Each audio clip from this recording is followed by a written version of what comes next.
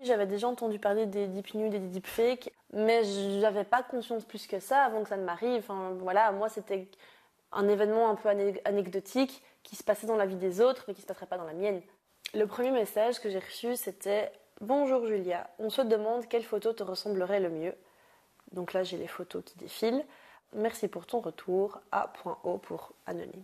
À l'aide d'un logiciel d'intelligence artificielle, la personne avait enlevé les vêtements que je portais dessus. Et donc, j'étais complètement nue. C'était très bizarre parce que je savais que c'était pas mon corps, mais en même temps, j'avais vraiment l'impression de me voir. Donc, j'étais dans une espèce d'entre-deux très difficile à décrire. La photo privée a été directement puisée d'un de mes anciens comptes Instagram qui était privé. Donc c'est quelqu'un avec qui j'ai peut-être potentiellement même un jour parlé. Ma seule crainte, ce serait qu'il les ait utilisés pour les mettre sur des sites pour se faire de l'argent et en même temps nuire à mon image publique.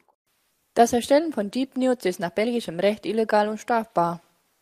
Du coup, j'ai été porter plainte le lendemain. La policière a écouté, elle a été très correcte. Je lui ai demandé effectivement s'il y avait des chances que je puisse être appelée en me disant tiens, on a trouvé. Elle m'a dit écoute, le parquet il est débordé, il y a très très très peu de chances. J'ai eu beaucoup de très chouettes retours. Enfin, les gens qui me suivent sont des gens très très gentils et très bienveillants.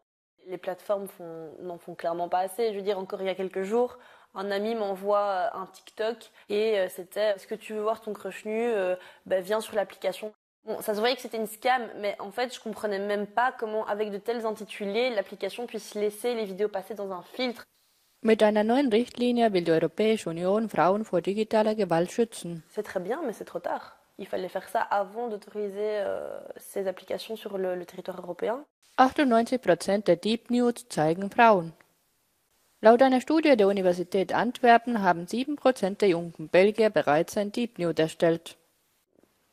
Je sais pas, réfléchissez, prenez conscience, lisez des livres sur le consentement, sur le féminisme, faites quelque chose, mais occupez-vous autrement qu'en dénudant des femmes qui n'ont rien demandé, quoi. Ou des jeunes hommes, parce que ça arrive aussi aux hommes. Par contre, en termes de message pour les victimes, c'est parler. Je sais que c'est plus facile à dire qu'à faire, mais parlez, n'ayez pas peur.